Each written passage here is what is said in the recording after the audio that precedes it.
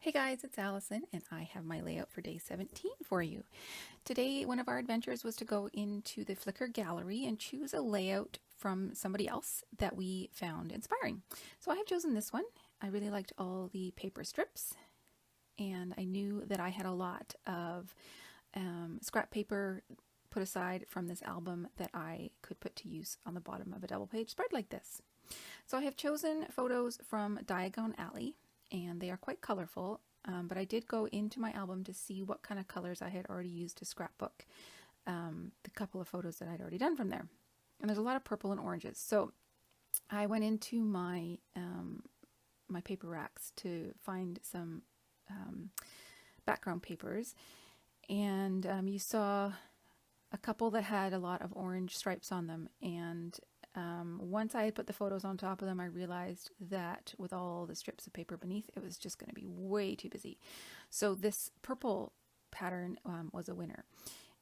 All three patterns that I was auditioning there for a background are from Echo Park Halloween collections. So it's a good tip for you if you're looking for purples. Sometimes the Halloween collections have this really gorgeous deep purple. So now I've just gone into my scrap bin and pulled out a bunch of scraps that in the color scheme that I know show up on the other layouts from Diagon Alley or from my album. And I'm just sort of roughly laying them there to give me an idea of what they look like. And then the two orange strips that are laying on the top are going to be sort of the border in between the solid paper and all the paper strips. So now I am just cutting them all, and I vary the sizes between 1 inch wide and 3/4 of an inch wide. No rhyme or reason, I'm just trying to do it pretty much at random. And there's a couple of papers there that I have chosen specifically because they relate to the photos. So the one with the ice cream, that one, the ice cream cones, I know that I have photos of the ice cream shop in Diagon Alley. And then this one with the dress, sort of dressmaker doll images on it. That is the back side of the newsprint paper that I have used before.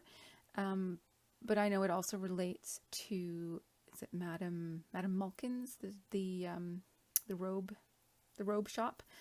So those are the two sort of nods to the actual stores on the alley.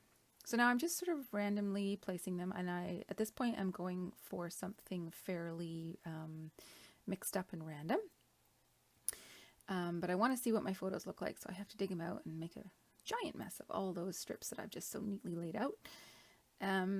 And as I'm laying them down on the paper, I realize that they need to have a mat because they're just kind of getting lost on the paper, especially the ones with a lot of purple tones in them. On the purple paper, they just kind of disappear. So once I have an order in place, which is not actually the final order, but it's what worked at that point, I go and get just a couple pieces of white cardstock from my stash and then frame them all. And I'm framing them all individually. I'm not making big blocks of photos. So now they're all framed, so now it's time to stick down all these paper strips, and I decide to just start at one end and work towards the other end. Some of them are 6 inches long. So those ones, like that yellow one that I started with, I knew was 6 inches. And that is the height that I'm kind of going for this strip along the bottom. So that one I aligned at the bottom of my paper and then went up. And then the other ones that are a bit longer than 6 inches, I'm just aligning to the top of that yellow piece. So the bottoms are going to be different lengths and I'll trim those off, but the top should all basically be at the same height, if that makes sense. Hopefully it does. So I'm just going to continue on, and I'm trying to alternate colors, not have sort of two blues next to each other kind of a thing. And then I switch things up a little bit just here.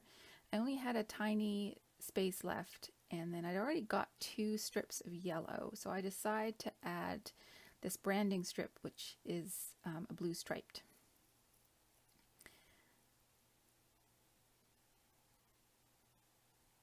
It gave me a little bit of trouble getting it on there, but finally it does. And then I just trim off the ends.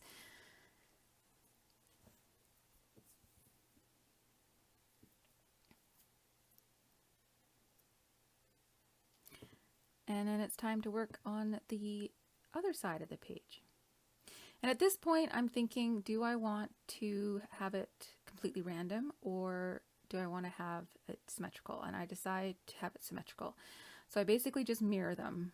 So from the center out, it's the same pattern. Yeah, so sorry, this video is going to be is a bit choppier than my normal videos because I had a little corrupted section there.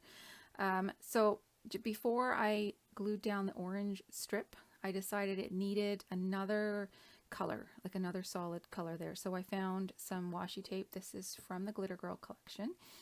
And I just put that down underneath the orange strip. And now I'm just trying to figure out how I want my photos arranged. And I do move them around a fair bit. But I have found an arrangement that works for me.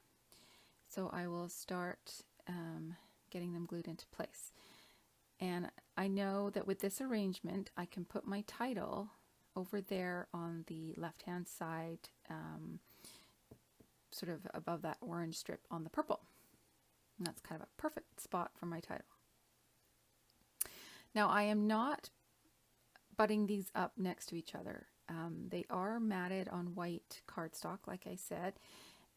So I'm leaving like maybe 1/8 of an inch in between each matted photo. I am trying to keep those margins the same though. Okay, so then I had to go take my daughter to a birthday party, and my camera was pretty much full anyways, so I took the opportunity to gather my letter stickers and some embellishments. So I'm using those same white letter stickers that I used for the Yule Ball layout. And you'll see just how perfectly that title fits in that section on the left. And then I had cut 4 little squares from one of the strips in my scrap basket. And so I am scattering those around, and I am embracing the ice cream cones. And I kind of knew that I was going to do that. And I there are a lot of ice cream cones in the Glitter Girl collection. There's there's the pattern paper. There's that square die cut, well, cut apart. There's a couple of die cuts in the ephemera pack. There's a few stickers. So I decided that I wasn't going to go completely nuts, but I do have several different ice cream cone icons on this layout. There is a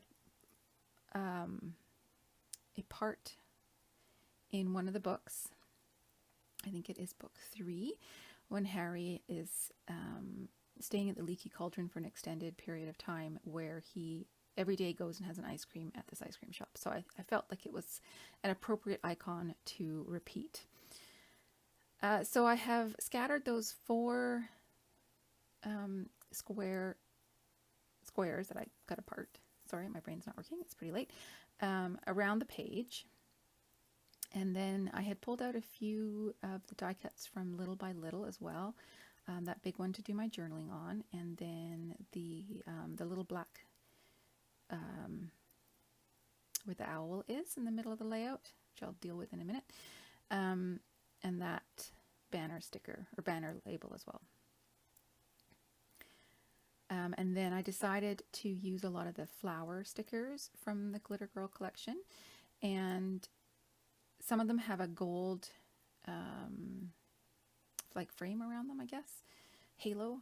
So I haven't used them at all really, but I decided to embrace them on this. I wanted a different shape. There was a lot of boxes happening, so I definitely wanted a different shape, and the flowers provided that. So then I pull out the buttons from the Glitter Girl collection, and one of them has an ice cream cone on it. And then I can't remember what the other one says, the one that I just put above the title. And I wanted a third because I really like to do things in threes. And I initially didn't see one on that same sheet that I wanted to use, but then I decided none of the other ones that I had worked either, so I just went with a third one. And now I'm adding a few enamel shapes. And I started with a star and realized, nope, I don't want a star. I want hearts, because this is more about my love of this set than stars. And then I'm coming in with some of the self-adhesive gold sequins to pick up the gold from some of the flower stickers. And then my last touch is actually to get some of the punctuation dots from the alphabet set and scatter those around. I put one in each little cluster, and that just brings the same white from the alphabet, or from the title, I guess, all the way throughout the layout. And that is my last touch. So there you see it's all finished, and I've got quite a few close-ups coming up, but I love this layout. I love all the colors on it. I love all the patterns. Yeah, I mean, it's crazy busy, but I have little clusters of embellishments, but I don't feel like I went completely nuts with them. But it really works with the photos. That set is colorful and full of so many things to look at. You could spend an hour there and not see everything. So I think that this particular design really works for these pictures. So thank you, Aturek. I loved going through your gallery, and I really appreciate all the comments you leave on my stuff as well. So thank you for the inspiration. And I know that you have several other layouts I've been looking at that I kind of want to scrap lift. So maybe I can work those in for later dates. All right, guys, thanks so much. Bye-bye.